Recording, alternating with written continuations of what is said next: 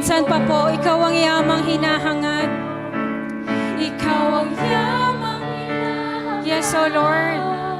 Ang pangarap kong sasapat, Panginoon. Panginoong Jesus, higit sa yamang hinahangad. Ang pangarap kong sasapat, Panginoon.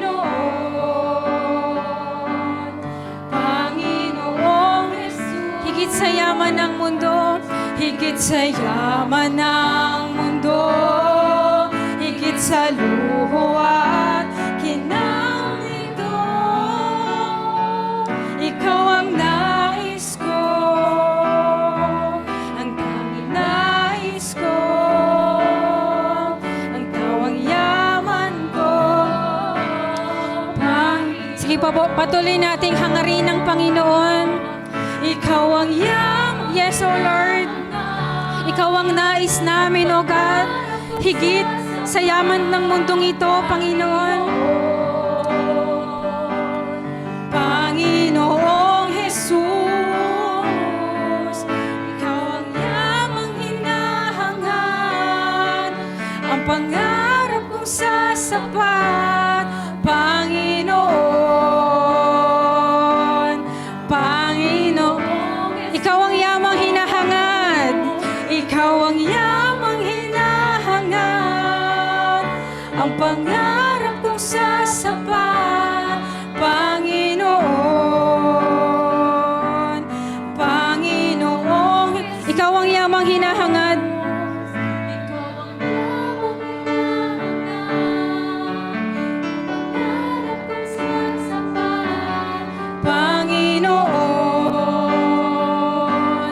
Panginoong Jesus, higit sa yaman ng mundo, higit sa yaman ng mundo. Yes, O Lord. Higit sa luho at kinang nito. Ikaw ang nais ko. Ikaw ang nais ko. Ang tanging nais ko. Ang tanging nais ko. Ang tawang naman ko, Panginoon. Amen. Sige po, sabay-sabay po tayo. Ikaw ay sapat.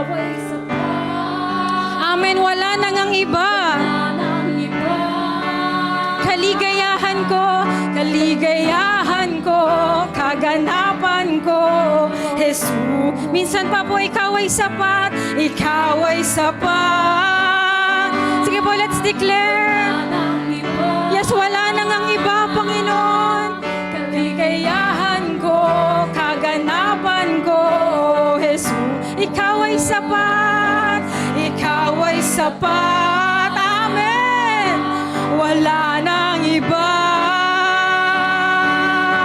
Kaligayahan ko, kaganapan ko, Jesus. Ikaw ay sapat. Sige, declare mo. Siya ang ating kasapatan. Hindi tayo nagkukulang. Siya ang ating kaligayahan. Siya ang ating kakumpletuhan.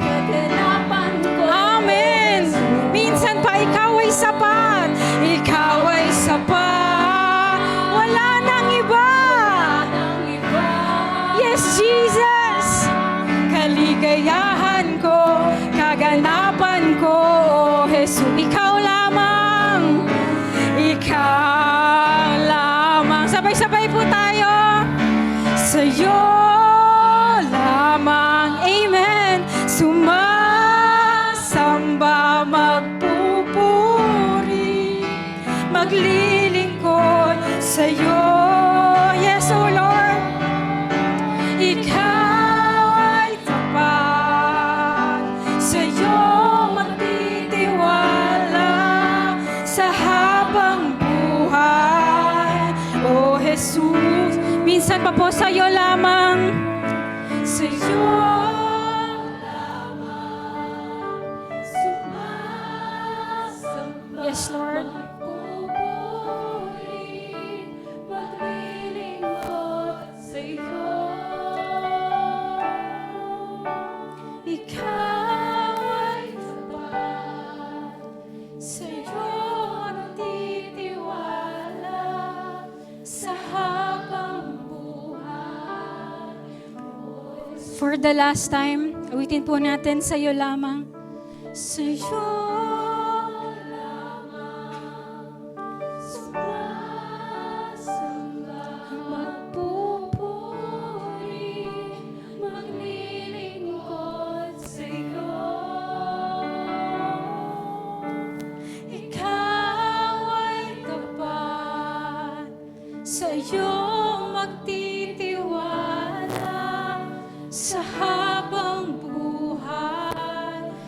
O Jesus, ikaw lamang, ikaw lamang, Jesus. Sige po, patuloy nating awitan ng Panginoon sa sarili nating mga tinig, sa sarili nating mga salita. Yes, O Lord. Ikaw lamang, O Diyos, ang kukumpleto sa amin, O aming Panginoon, ang aming kagalakan. Hallelujah.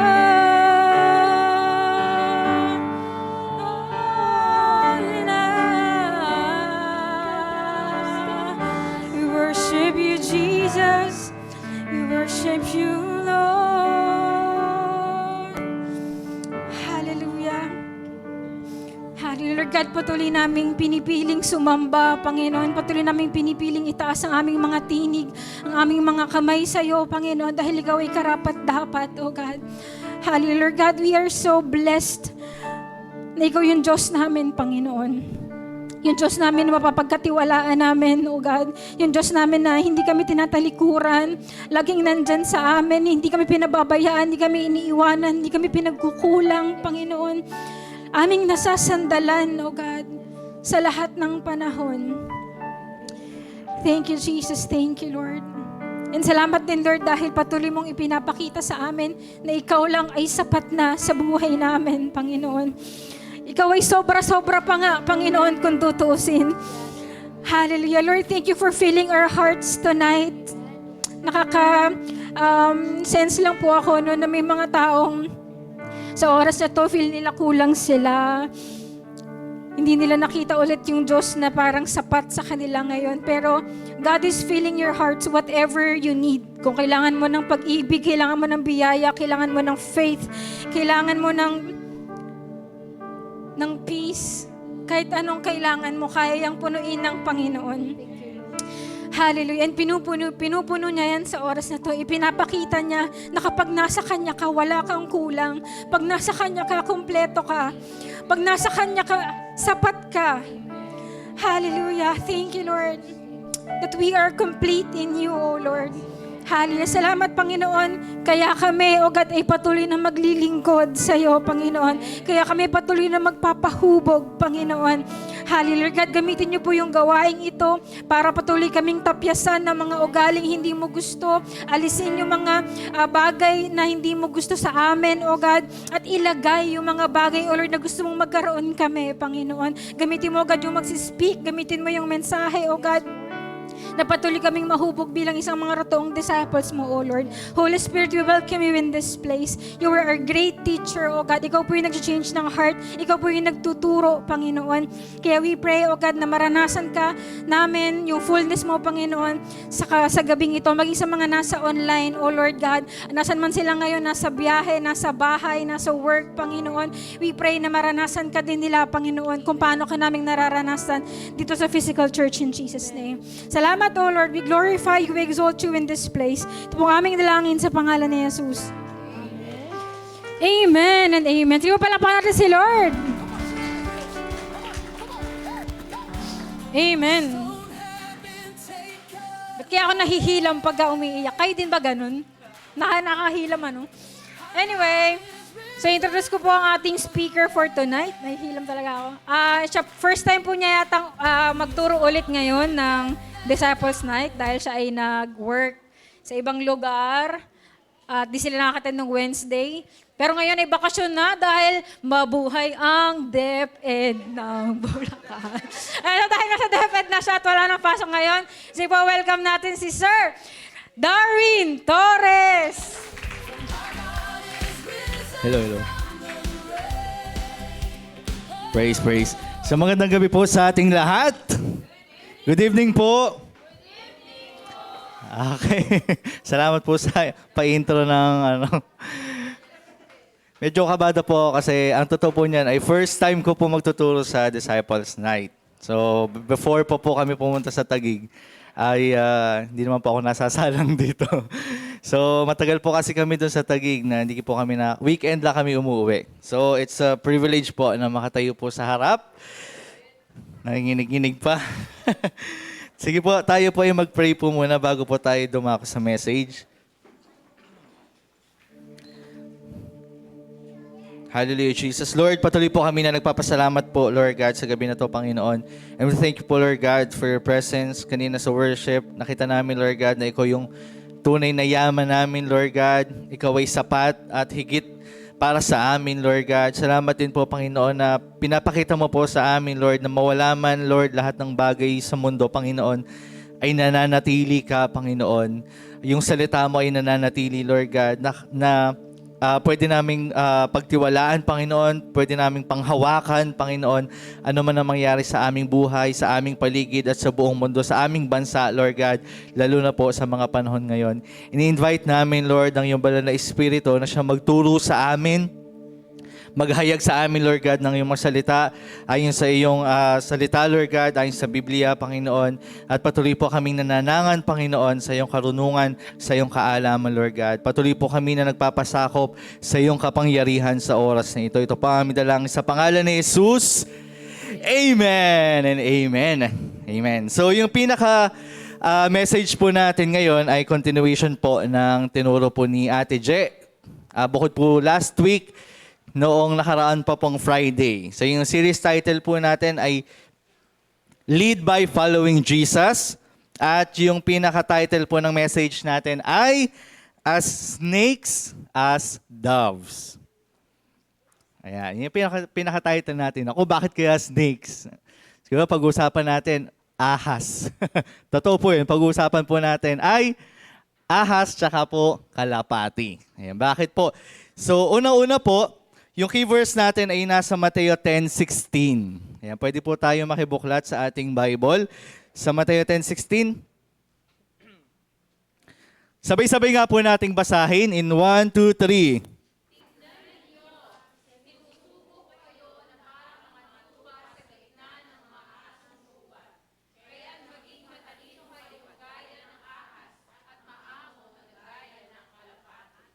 Ayan, yan po. Babalikan po natin yan mamaya at ang pinaka-objective po natin ay upang malaman ang tamang pagtugon sa isang mundong mapanganib. Sabihin nga po natin, mapanganib. At salungat sa pananampalataya. Ayon sa halimbawa ng pagtugon ni Jesus sa pamamagitan ng pagsunod sa Kanya.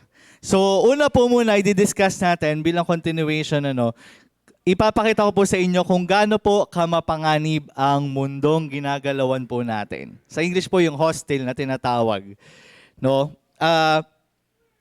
Pero bago po yun, introduction po muna, sabi po dito, bilang isang Kristiyano, may question po ako dito. Total Disciples Night naman po ito. Gusto ko pong bumaba at tumawag ng mga sasagot. Ayan. So, Ate Nova, pwede ba ikaw na umauna?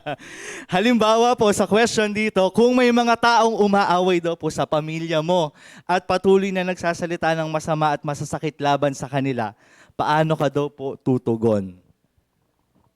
Sa normal na tao, syempre pagtatanggol mo, poprotektahan mo sila. Pero bilang isang Kristiyano, mayroon ka ring pagpapakumbaba. Kasi pagka nakita nila na gumaganti ka sa kanila, iisipin nila ang isang Kristiyano pala ay ganon. Hindi mo sila maaakay. Mas lalo silang magko-condemn sa pamilya mo kung ganon ang babalik mong pag-aasal sa kanila. Amen. Palakpakan po natin. Pakanasaboy ni Ate Nova. Mamaya po, maalalaman po natin. Next question. Teka lang. Ano po yan? 100 po yan eh. Kuya Joey, kailangan mo doon ng pera. Dahil may sakit ang kapamilya mo at may nag-alok sa'yo ng trabahong malaki ang kikitain. Ngunit, illegal. Ano daw yung gagawin mo? Yun po, gagawin ko po hindi ko po tatanggapin yung trabaho na yun. Kasi nga po, bilang po isang Kristiyano, kahit po hindi pa po ako Kristiyano, hindi ko po talaga ginawa yung ganong gawain. Yun lang po. Salamat. Very good naman. Paano kaya pag normal na tao, no? Grab agad. Next. 3 lang po yan, wag po kayong mag-alala. Nasaan na po yan? Okay, dito naman po. Gusto ko sumagot nito si... Sino ba? Si Ate Myra. Tanongin natin si Ate Myra. Ate Myra, kung may isang taong kumukestyon sa iyong pananampalataya at nais makipagdebate sa iyo tungkol sa iyong paniniwala, paano ka tutugon sa kanya?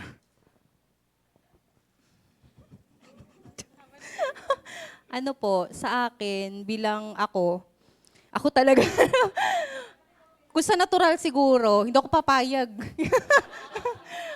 Makikipagdebate talaga ako.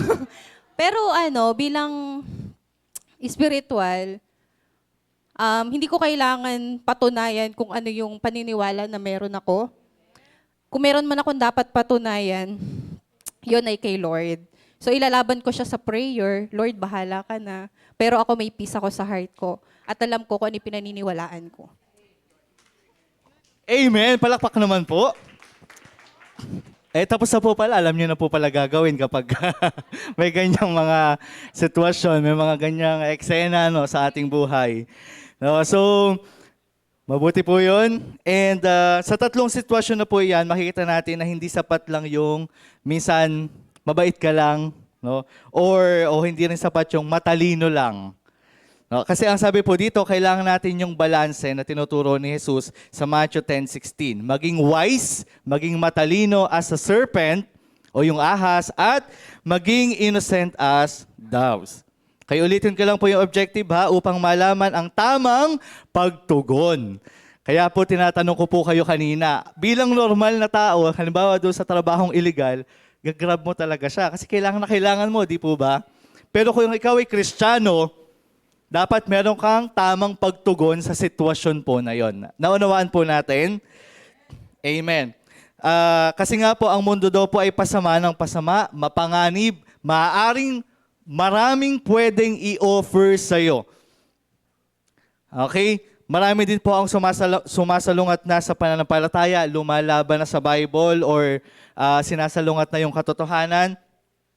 So, gagawin po natin to ayon sa halimbawa ng pagtugon ni Jesus. Kasi si Jesus din po, may mga dumating din po sa kanyang sitwasyon na meron po siyang tamang pagtugon. At iisa-isahin po natin yun mamaya.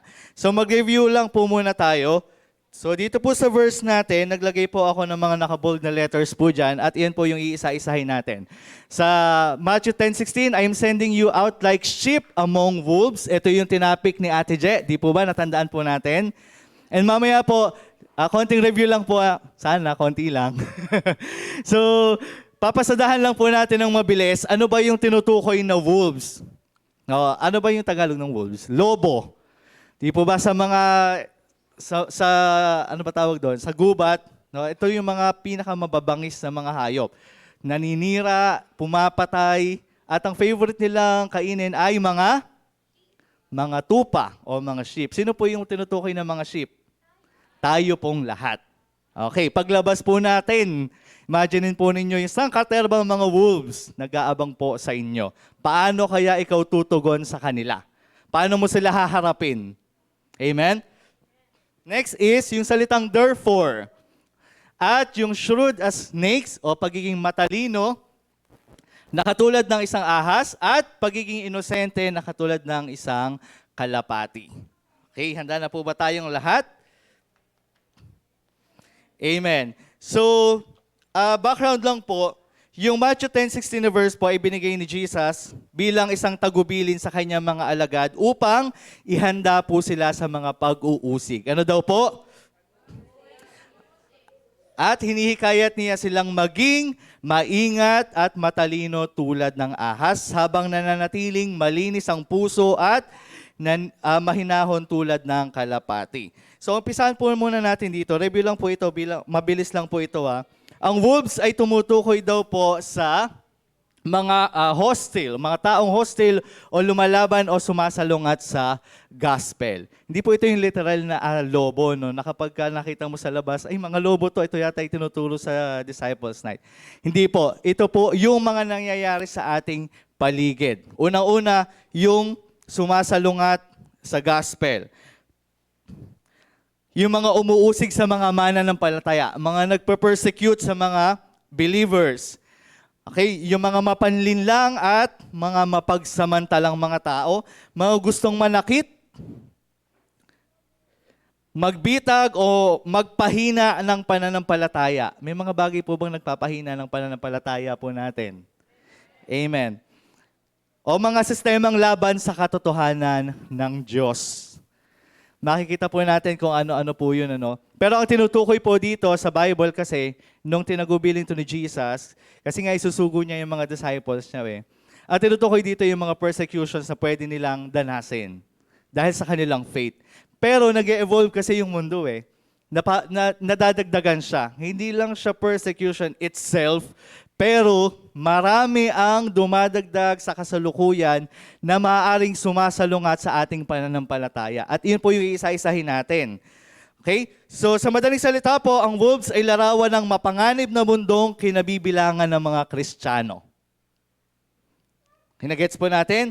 So ito po yung mga illustration nun, yung sheep among wolves. Tayo po yung sheep at yung mundo po yung wolves, yung mga panganib na nandoon.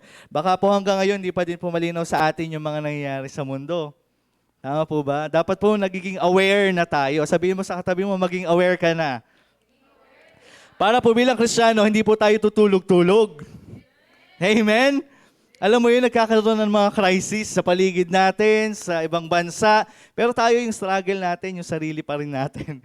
Alam niyo yun, yung battle natin, paano ko ba mapapagtagumpayan itong vision na to, or whatever na mabababaw na bilang isang Kristiyano. Amen? Dapat na mas pinaghahandaan natin ay kung ano yung mga pwedeng mangyari sa mga susunod na panahon. Amen po ba?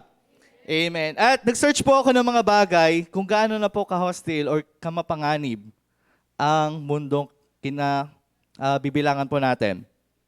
Sa letter A, sabi po dito, ito po na-research ko lang to. Ayon daw po sa Open Doors, mahigit 388 million Christians sa buong mundo ang nakakaranas ng mataas na antas ng persecution at discrimination dahil sa kanilang pananampalataya. Ano lang po ito, recent lang po ito. At meron po ako dinownload or meron ako nilagay dito na, in-screenshot ko lang po yan, more than 388 million Christians suffer high levels of persecution and discrimination for their faith. Akala natin, hindi nangyayari kasi sa Pilipinas Tama po ba? Ay, wala naman yan kasi sa Pilipinas wala pa naman Hindi pa naman kami sinisugo dito sa church namin. Pero sa ibang bansa, talamak po yan. So dito po, isa sa 7 Christian ang pinapersecute worldwide. Isa daw po sa 5 Kristiyano ang pinapersecute or inuusig sa Africa. At 2 naman po ang pinapersecute sa Asia. Tapos sabi po dito sa next natin, sinasabi daw po ng ilan na exaggerated kasi yung Bible, masyadong pinapalala daw po yung sitwasyon. Tama po ba? May mga nagsasabi pong taong ganon, na parang masyado namang ginagawang big deal yung nangyayari sa paligid natin.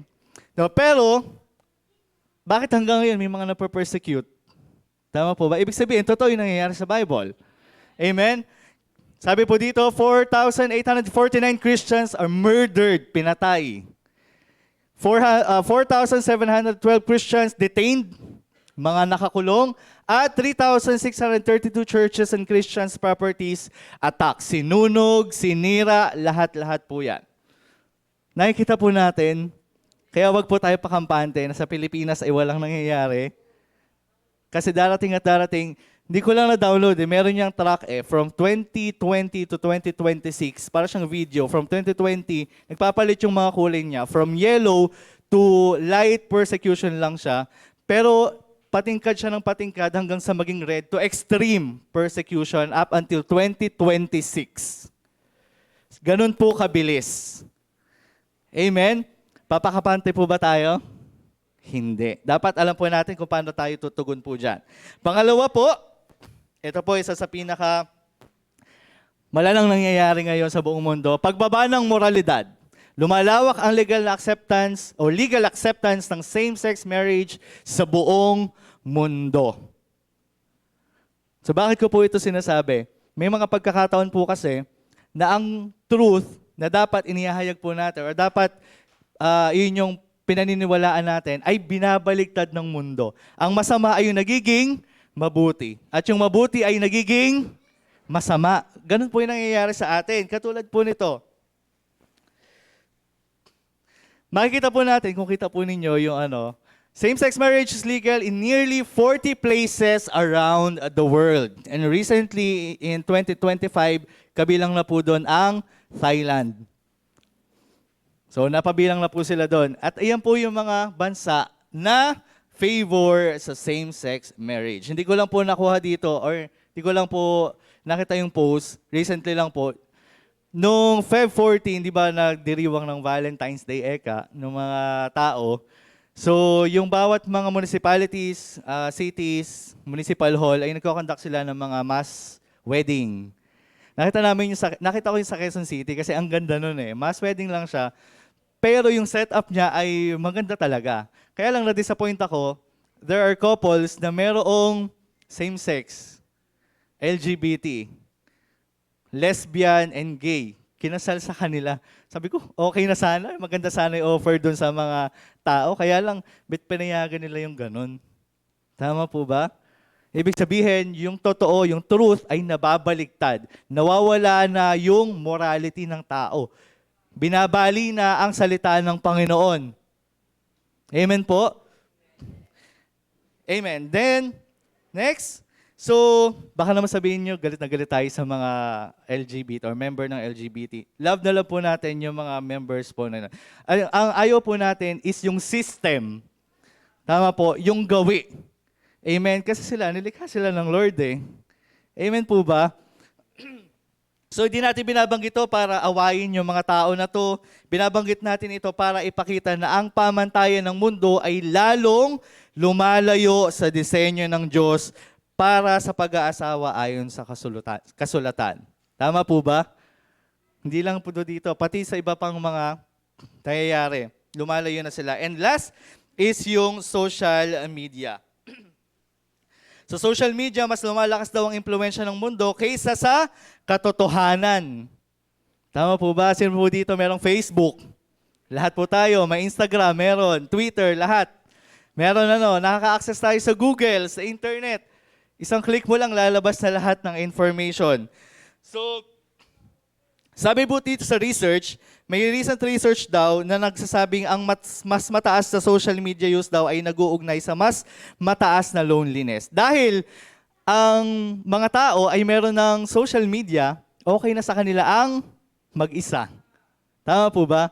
May nakita akong post, kung papipiliin ka daw, isang island na merong internet at ikaw lang mag-isa, o isang lugar na kung saan kasama mo yung family mo pero walang internet. Magbasa ng mga comment, okay na ako dito sa nag-iisa ako pero merong internet. Bakit? Sa internet kasi kaya mo nang ma-access lahat eh. Tama po ba? Ganun po siya kamapanganib. Kahit po sa mga bata. Alam niyo po, isa po ito sa pinaghahandaan ko. Pag lumabas na yung aming baby. Kasi nakikita ko yung influence ng ng cellphone, social media sa mga bata. At napopollute yung mga isipan po nila. So yung mga tao, mas gusto na ngayon mag-isa, naka-isolate, basta may internet. Dati nung bata kami, pinapalo kami ng nanay namin, umuwi lang kami sa bahay. Kasi walang internet dati eh. Naglalaro lang kami. Pero ngayon, yung mga bata, lumabas naman kayo ng bahay. Baliktad na, no? Tama po ba? So, makikita natin dito, gaano kapanganib ang social media? Bakit? Puno daw po ng maling mga ideya. Fake news. Nagpapalaganap ng mga self-centeredness. Diba? Kaya nga nauso yung mga word na entitled. Kay free ako i-express yung feeling ko kasi yung karapatan ko yun kahit na mali. Okay? nanonormalize na yung lust, yung pride, yung mockery, rage, yung mga fake truth, at madalas ay mas malakas ang impluensya kaysa sa salita ng Diyos. Yun po yung nakakalungkot. Tama po ba? Yung social media, mas malakas pa yung influence niya kaysa sa Word of God. Tama po ba? So kaya po tayo, gamitin po natin yung social media to spread the Word of God. Amen? So ito po yung mga karaniwang linyahan sa social media. Nakala natin okay lang. Okay? So, again, part pa rin po to ng mundo na ginagalawan natin. Yung mga wolves na yan. Sabi dito, follow your heart. Kahit mali sa Diyos. Diba? Yung mga post, your truth is your truth. Pag alam mong sa sarili mo na totoo to, panindigan mo siya. Okay, ano pa ba? Basta mabait ka, enough na yan. Hindi mo na kailangan mag-repent. No need for repentance. Hindi mo na kailangan sumunod sa Lord. Mabait ka naman eh. Yung mga tinuturo ng mga social media. Love is love. Kahit salungat sa salita ng Diyos. Ano pa po? Hindi kailangan ng church. Church o Bible is spirituality lang, sapat na. Nag-pray naman ako kagabi, okay na yon. Okay, nag-thank you naman ako sa Lord, okay na yon. Tapos sabi dito, ito yung pinakamatindi, kasalanan is outdated concept. Because sin is, nowadays is normal. Normal na yan. Tapos may ano pa sila, hello, it's 2026. Tama? So normal na yung kasalanan sa kanila. So sabi dito, judge not, ginagamit para patahimikin yung biblical correction. Ito yung laging inaano sa mga tao na nagko-correct. Alam niyo yun? Huwag kang maghusga. At yung panghuli, pleasure now, consequences later. Okay na silang magdanas ng consequences basta matupad yung kanilang kagustuhan. Na kapag tayo ay hindi matalino gaya ng isang ahas or innocent as dove, madali po tayong maloloko. Sabi mo sa katabi mo, huwag kang papaloko. Baka dumating si Lord tapos naloko ka ng social media, may iwan ka. Amen? Amen. So, skip ko lang po ito. Saan na ba yan? 10 minutes na lang kasi ako. Okay. So, ano po yung ginagawa ng social media? Nagpapalitan ng truth for feelings. Sa halip na Word of God, ang basehan ng tama o mali, ang basehan nila ay kung ano ang nararamdaman ko, yun ang gusto ko. Tama po? Ano pa po? Pinagpapalit ang holiness for tolerance. Imbes na tawagin ang kasalanan bilang kasalanan, sinasabi ng mundo, hayaan mo na lang. Huwag kang manghusga. So, ganun po yung nangyayari sa atin. Sabi dito, na ipagpapalit ang repentance for self-acceptance. Imbes na ang mensahe ay magsisi, talikuran ng kasalanan, magbago kay Kristo, ang mensahe ng mundo ay just accept yourself. Tanggapin mo kung ano ka, kung sino ka. Okay? So you don't need to change. Be true to yourself. Laging ganun yung nakikita natin, yung pamantayan ng mundo. Huwag mong i-deny yung sarili mo. Kaya nga dumadami na yung mga members ng LGBT kasi ito yung pinanghawakan nila. Sabi nila, be true to yourself. Sige na, ladlad na. Okay, huwag na i-deny yung sarili. Again po, kung hindi po tayo magiging matalino sa mga huling araw, maaari po tayong makuha nito. Amen? Kaya po ang tinuturo po sa atin, yung statement dito, sabi dito, ay yung pinakalas, nagpapalit ng Lordship of Christ for self-rule. Imbes na tawagin ang kasalanan bilang, kasalanan, nabanggit ko na po yan kanina, normal lang yan, tanggapin mo na lang kahit mali. Ano po yung sinasabi ng mga tao dito? I believe in God, pero ayokong pakialaman niya ang choices ko. Ayan. So, sabi po sa Galatians 2:20, it's no longer I who live, but Christ lives in me. So yung mga verses po na to, na babanggitin ko, iyan po yung mga verses na nagpapatunay na ang mundo ay pasama ng pasama. Hindi ko na po babanggitin isa-isa, kasi wala na po akong time. Sabi dito sa 2 Timothy 3:13, Yan. Samantalang ang masasama ay lalo namang magpapakasama. Hindi niyo po napapansin, yung buong mundo ay pasama ng pasama. Tama po ba? So, laktawan ko na po yan, yung mga verses na yan, mababasa niyo na po yan. Lalaganap daw po ang kasamaan, kaya manlalamig ang pag-ibig ng marami. At ang sabi po dito sa John 15:18, kung napopuot sa inyo ang sanlibutan, alalahanin ninyong, ako muna ang kinapuotan nito bago kayo. Ilagay na po natin sa ating isipan na hindi tayo magiging okay sa sanlibutan. At ang sanlibutan ay hindi magiging okay sa atin. Amen? Itanim na po natin sa isipan po natin yon. Lalo na kung nais mo talaga magpatuloy sa Panginoon. Kapopuotan ka talaga ng mundo. Amen po ba? Amen. Sabi po dito sa next verse, dahil daw po sa pagsunod kay Jesus, mapupunta tayo sa mahihirap at hindi komportableng sitwasyon sa gitna ng mga taong minsan ay salungat o mapang-usig. Ano ba naman yan? Kaya nga kumatin ng Disciples Night para gumaan ang pakiramdam ko. Tapos biglang ito yung message, mapupunta daw tayo sa mahirap at hindi komportableng sitwasyon. Paghandaan po natin yan. Sabihin mo sa katabi mo, paghandaan mo. Katulad po ng mga sinabi ko sa inyo kanina, persecution, pagbaba ng morality, pag-overcome, or yung pagsakop sa atin ng social media. Kaya po, merong salitang therefore.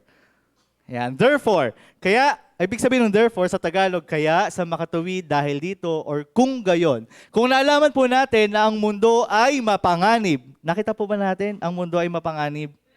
Amen po. Kita natin ano po yung gagawin ninyo? So therefore, ang sabi po dyan, be as shrewd as snakes and as innocent as dove. Okay, isa-isahin po natin. Ang salitang shrewd ay galing sa Greek word na phronimos na nangangahulugang marunong, maingat, mapanuri at may mabuting pagpapasya. Hindi po ibig sabihin nito na magiging matalino ka sa masamang paraan. Kasi yung parang yung first thinking natin kapag sinabing ahas, ay ito yung tumusok kay Adan at kay Eva, tuso to. Tama po ba? So hindi po ganun, baka mamaya, ay maging matalino daw, gagamitin ko to para makapanlamang ako. Hindi po ganun. Okay?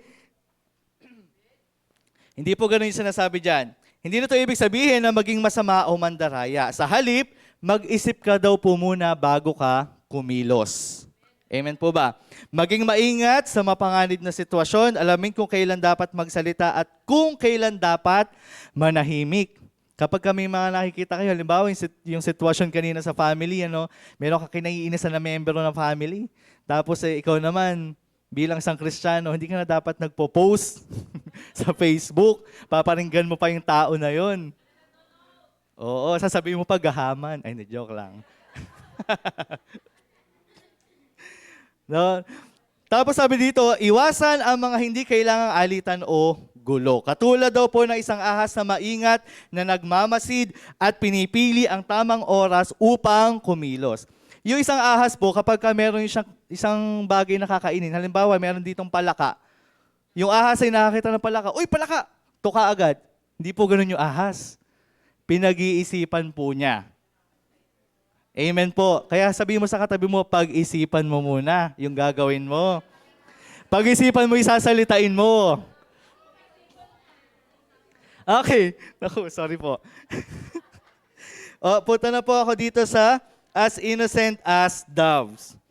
So, pag sinabi naman natin as innocent as doves, sa Tagalog, inosente. Alam ko naman sasabihin nyo, pag tinanong ko yung Tagalog ng innocent, inosente. Okay, maamo. Ibig sabihin, hindi po yung sinasabing inosente na mangmang o walang alam. Amen po ba? Amen. So, ang salitang inosente ay galing sa akrayos na nangangahulugang malinis, tapat, dalisay at walang halong kasamaan o katiwalian. So ipinahiwatig daw po nito yung pagkakaroon ng malinis na motibo, pagiging tapat at totoo, hindi pagiging mapanlamang o mapanakit o pamumuhay ng mayroong integridad. At isa pa po, ang kalapati ay sumisimbolo ng kadalisayan or kalinisan at maging ng banal na espiritu, kaya ito ay nagpapakita ng katangian ni Jesus. Dapat po natin itong taglayin. Balanse po ang dalawa. Pagiging matalino at pagiging inosente ng dove or ng kalapati. Hindi pwedeng isa lang po, matalino lang. Pero ginagamit mo yung katalinuhan mo sa pagkakasala. Amen? Hindi naman pwedeng inosente ka lang pero wala kang karunungan o katalinuhan. Nowadays, Christians are kind, but they are too trusting. Ano po ibig sabihin nun? Mabait sila, oo, sumusunod sila kay Lord, pero konting basa lang sa social media ng may word na Lord, naniwala na agad. Nasaan yung pagiging matalino doon? Nakakita lang ng word or dinidescribe si Jesus, hindi binasa yung buong concept, narinig lang kasi yung pangalan ni Jesus. Share agad. Nasaan po yung pagiging matalino doon? Dapat balanse po yung dalawa.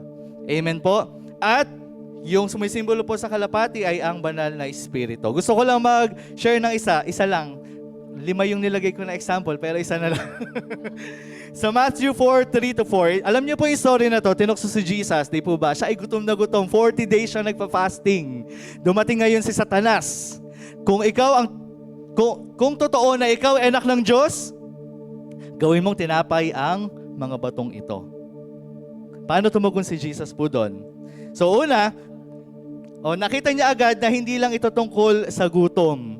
Nakita niya po, na-discern po niya na ito ay tungkol sa pag-uudyok ni Satanas na hindi mangyari ang kalooban ng Diyos Ama. Tama po ba? Kaya po dapat maging discerning po tayo kung ito ba ay totoo o hindi. Kung ito ba ay fact or bluff. Tama po. Amen. So nakita niya agad yun, na-discern niya na spiritual trap yun. Hindi siya nagpadala sa immediate need. Tayo as normal people, no? Sige nga, may power naman ako, gagawin ko na tong tinapay. Kasi gutom na ako. Si Jesus, hindi. Although, yung kailangan niya kasi gutom na gutom siya. Tama po ba?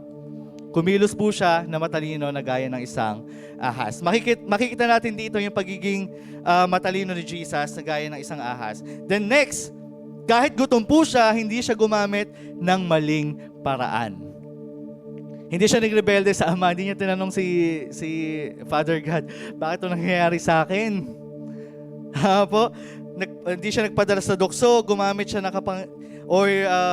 hindi niya ginamit yung kapangyarihan niya.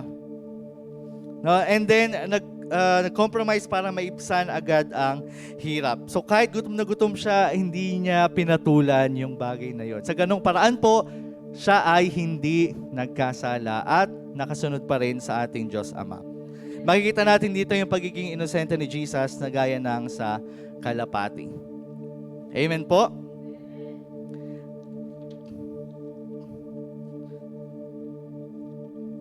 Wait lang . Okay, last one na lang. Last example, ito yung kay Paul naman. Ito yung time na pinapersecute si Paul. Nasabi po dito, pagkaraan ng maraming araw, nagkaisa yung mga Hudyo na patayin si Saulo. Ang dating pangalan ni Paul. Araw at gabi ay inaabangan nila si Saulo sa pangapintuang bayan para patayin. Ngunit nalaman niya ito, kaya't isang gabi inilagay siya ng kanyang mga alagad sa isang basket at ibinaba sa kabila ng pader. Darating kasi yung time na tayo din po ay ipapersecute. Isa lang yung nag-amen. Di po ba kayo naniniwala? Katulad po na sinabi ko kanina, darating po yung time na tayo po ay uusigin dahil sa ating pananampalataya. Paano po tayo tutugon kapag dumating na yung time na yon? Amen?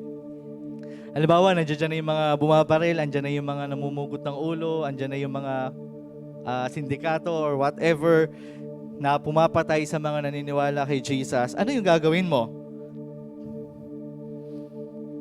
Si Paul, hindi niya sinabi na, sige na nga, corner na ako, mapapatay na lang ako.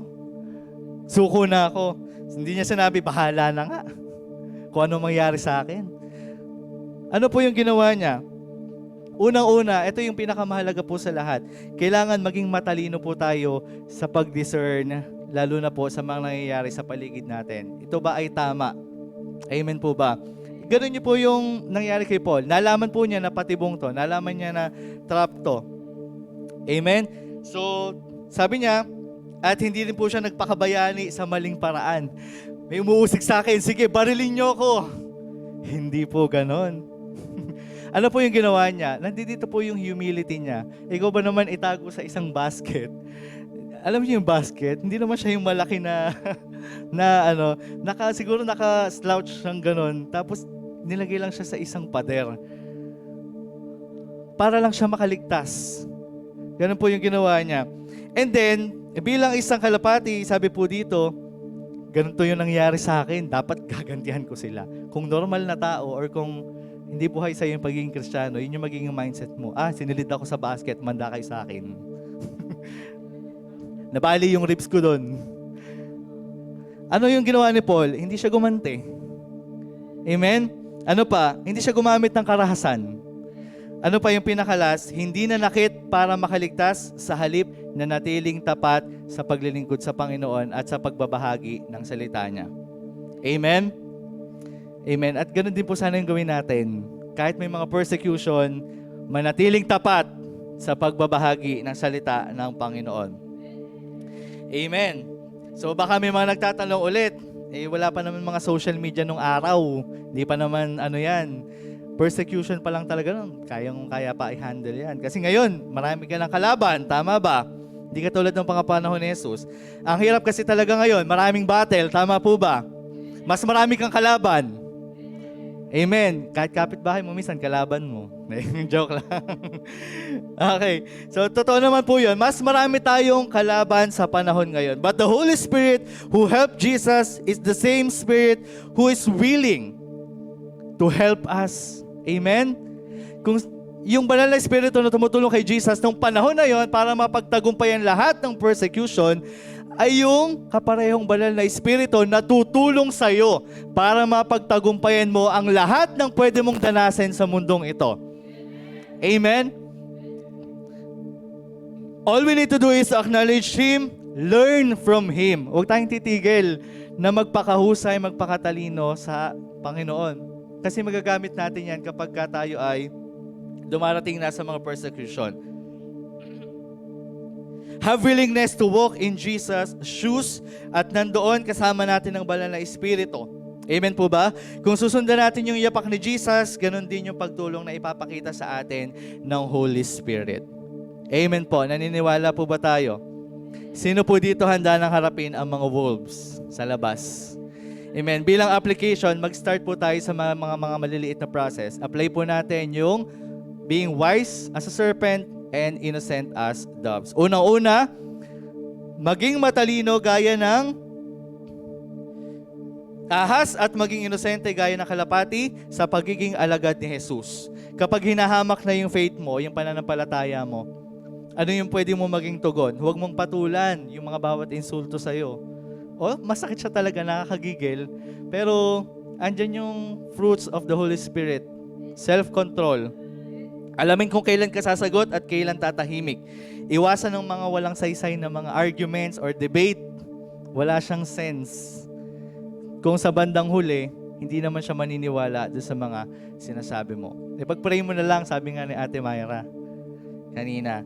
Innocent as dove, huwag gumanti sa pag-iinsulto, hayaan mo lang sila manatiling maamo at may respeto, patuloy na mamuhay ng tama kahit inuusig. Naalala ko lang dito si Jesus, nung inuusig siya ng mga Pariseo at nung siya ay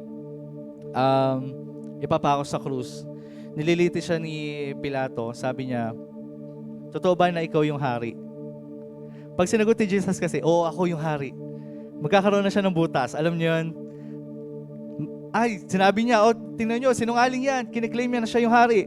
Ano yung sagot ni Jesus doon? Natatandaan niyo ba kung ano sagot ni Jesus doon? Sabi niya, ikaw na ang may sabi. So, na-realize ko, safe si Jesus, no? Hindi niya sinabi na ako yun, pero Nakakalito, no? Pero yun na yun. Tama po ba? Sa sagot ni Jesus po na yun, nakakita ba si Pilato ng kasalanan niya? Wala. So doon pumapasok yung pagiging innocent as dove ni Jesus. Sumasagot siya, matalino siya, pero hindi siya nagkakasala. Amen. Next is sa pagiging mabuting miyembro ng pamilya. Yan, kapag may nag-aaway sa pamilya, huwag na agad sumausaw ng galit. Kasausa agad. Intindihin muna yung pinagmulan ng away. Piliin yung tamang timing sa pagsasalita. Okay? At bilang as innocent as dove, huwag manakit ng salita. Maging tagapamayapa, hindi tagasulsol. Okay? Manatiling mahinahon at may pag-ibig.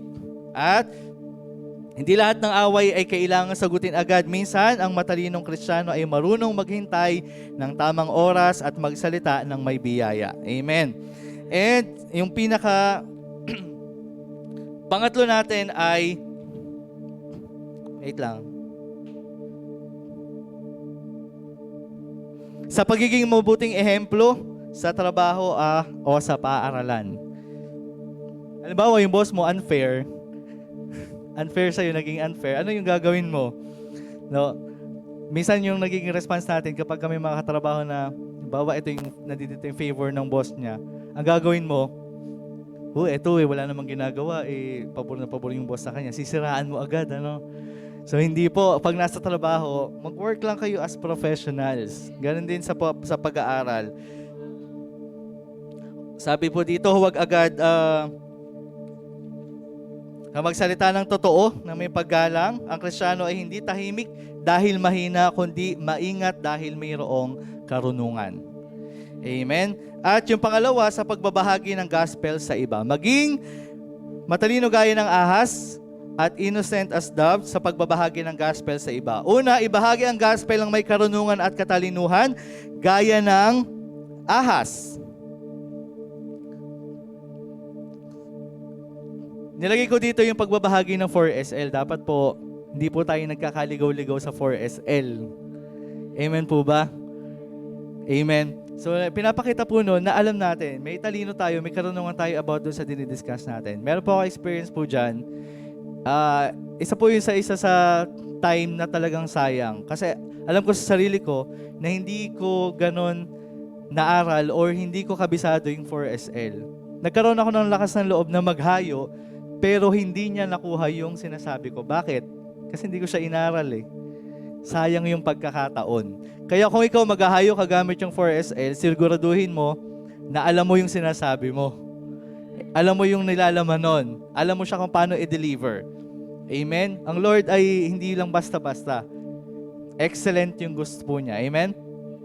At pangalawa, ibahagi ang gospel sa pamamagitan ng testimony ng buhay na mayroong kalinisan at kaumuan gaya ng isang kalapati. Ito naman yung mga nagbabahagi ng testimony nila kung paano sila binago ng Panginoon sa pamamagitan ng buhay na tuloy-tuloy na binabago ng Panginoon. Marami po tayong testimony niya na naakay yung kanilang family.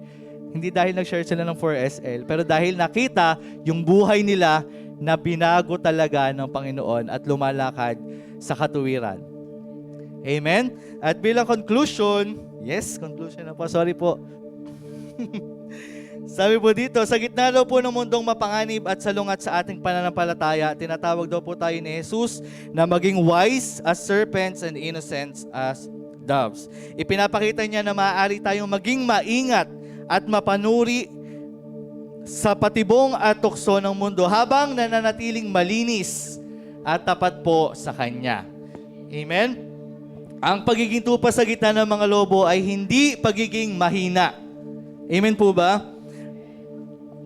Kundi pagiging matalino sa pagkilala sa panganib at may kabutihan sa paraan ng pagtugon. So, sa pagsunod po natin sa halimbawa na binigay po ni Jesus sa atin, matututunan nating humarap sa bawat pagsubok ng may karunungan, may kabanalan, at hindi lamang para sa ating sarili, kundi para po sa kaluwalhatian na ating Panginoong Jesus. Amen po ba? Amen. Ito lamang po at maraming pong salamat. Praise God. Hindi mo talaga mapapagkaila yung pagka-teacher ni Sir Darwin. No? Very full of information. Palapalit natin si Lord. sa buhay ni Brother Darwin. Kaya pa ba? Pwede pa ba akong magdagdag? Amen. Praise God. Susummarize ko na lang naman kasi sobrang very well said and lahat ng sinasabi sa akin ni Lord, habang naiisip ko siya, biglang babanggitin ni Darwin. Yes! Praise God. Ano daw yung verse? Sabi, tayo daw ay makakaranas ng mga pag-uusig. Specifically, yung wolves daw kasi ay mga mahirap at Yon. Si Catherine lang nakinig. Di komportable. Ulit. Di ba yung translation daw ng wolves, tayo daw po. Ito yung pinakatandaan nyo. Manigay-maigay. Tayo as Christians makakaranas ng mahirap at hindi komportableng mga sitwasyon. Kasama yung persecution, oo. Pero dahil hindi pa yon nararanasan natin fully dito, ano yung mga mahirap at mga di komportableng sitwasyon? Yun yung daily life natin. No, pagka maikipagsalamuha ka sa mga tao. Alam niyo, hindi talaga mawala sa example ko yung pag may temptation sa atin, unang-una, pag-inom. 'Di ba? Meron sa atin mga nagsistruggle pa din doon. Sabi ni Kuya Wen, pag-isipan niyo bago kayo mag-decide. Nag-isip nga, iinom ba ako? Iinom. Iinom. Magayosi ba ako? Magayosi. Magayosi. Mali yung pinag-iisipan eh.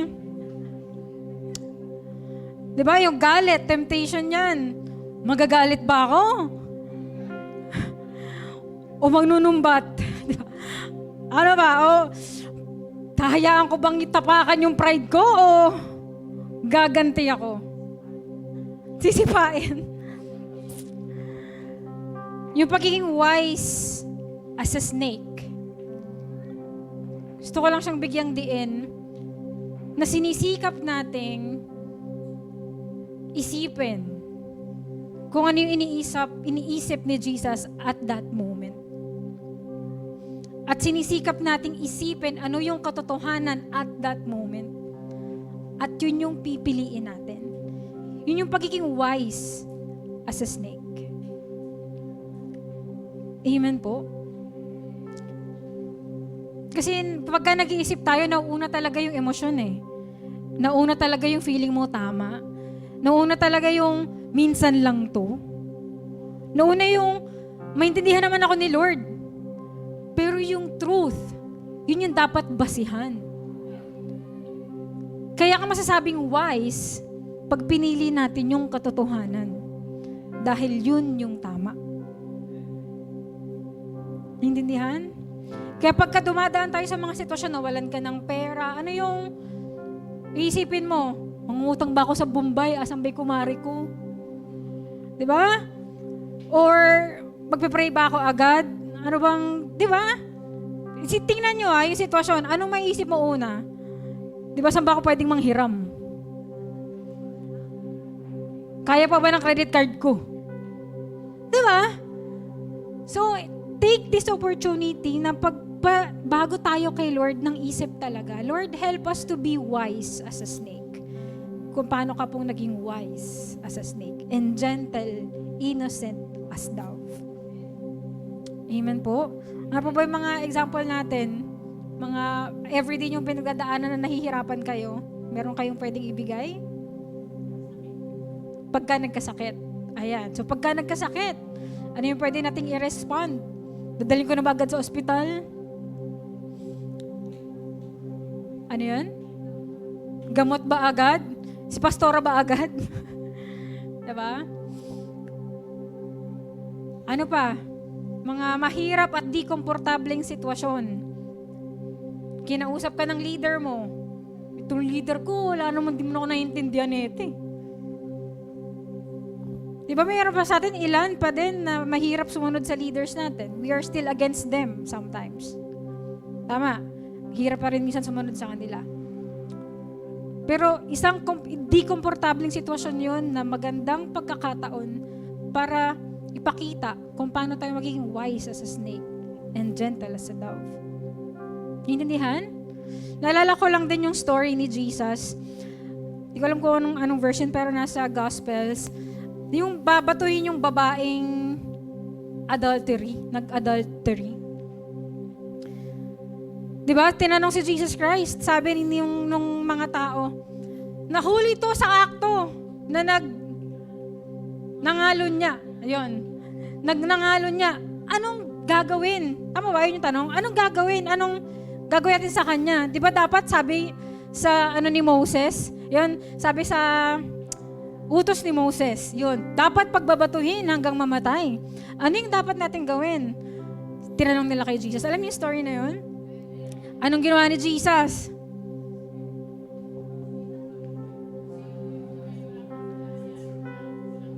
Bago yan, Ate Nova. Ito yung na-devotion ko kasi ito eh. Kaya amazed na amazed ako. Naupo daw si Jesus. At nagsulat. Hinanap ko talaga ano yung sinusulat ni Jesus. Wala pang nakakaalam. Pero alam niyo po, naupo si Jesus. Hindi siya sumagot. Agad. Nagsulat siya sa ground. Medyo matagal. Kasi sabi doon sa susunod na verse, paulit-ulit siyang sinabihan, paulit-ulit siyang tinanong. Wow, example pala siya ni Kuya Wen. Ayan, tinanong nila ito upang subukin siya. Mayroon pa ba itong next verse? Pero may sa verse 7 yan, inulit pa yung tanong kay Jesus eh. Ano nga bang gagawin natin? Kasi hindi siya sumasagot. Nakaupo si Jesus at nagsulat. So, nung time na yon, di ba, pwede siya namang magsubagot agad kasi matalino si Jesus. Alam niya dapat niyang gawin, pero hindi. Siya ay nanahimik. Hindi siya naipag-away. Di ba? At siya ay sumagot. Ano yung sagot niya? Kung sinong walang kasalanan. Ayan.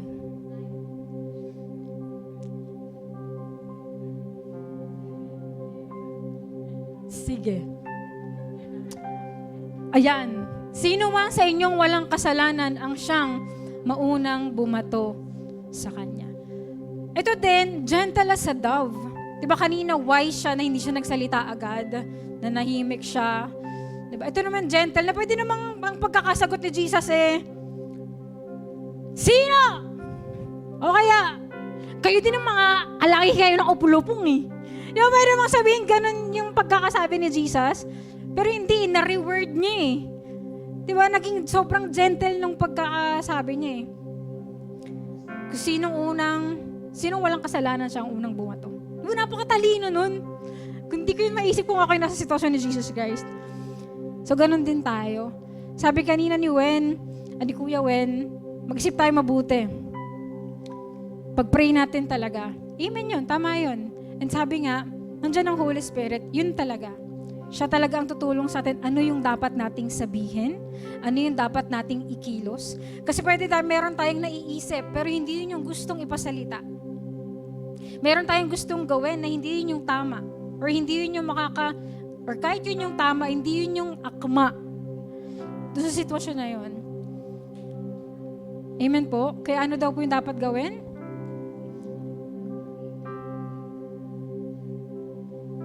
Mag-spend tayo ng more time with the Holy Spirit. Para pagka dumaan tayo sa mga sitwasyon na gano'n, alam natin kung ano yung sasabihin niya. Diba kasi objective natin, malaman daw natin yung tamang tugon. At wala po sa atin yun. Nasa Lord, nasa Holy Spirit. Amen po. So dito siya madidinig kung tayo ay hindi lumalapit sa Kanya at hindi na ikipag-usap sa Kanya. Tayo po tumayong lahat.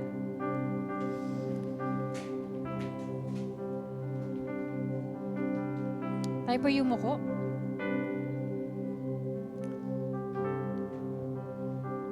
Hallelujah. Sige po sa oras na to, mag-repent po tayo. Kung nakita natin yung sarili natin na hindi tayo nagre-respond as wise as a snake. And hindi rin tayo gentle. Sige po, bukan natin ang ating mga bibig at tayo po humingi ng tawad sa Panginoon.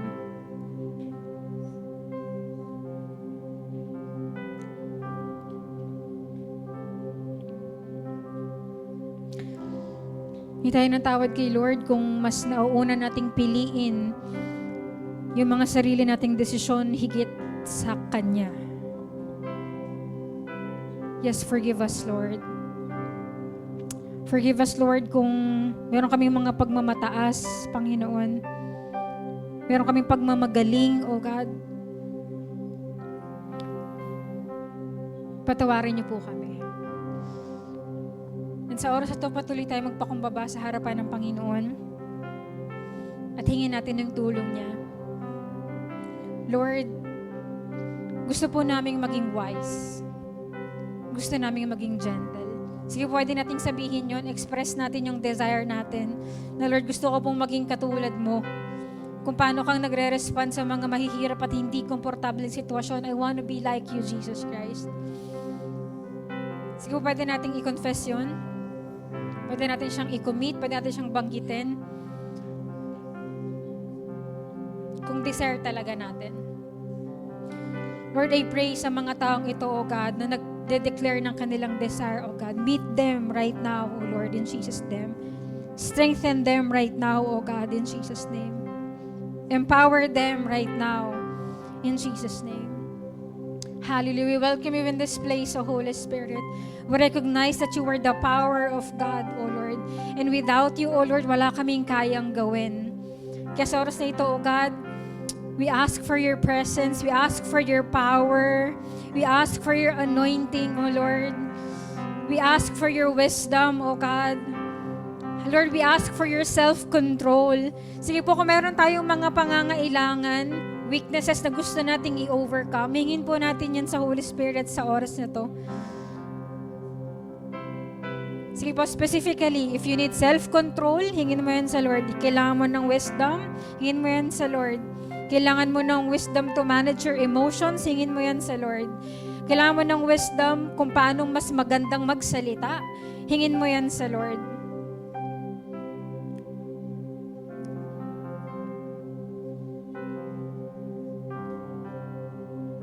In Jesus' name.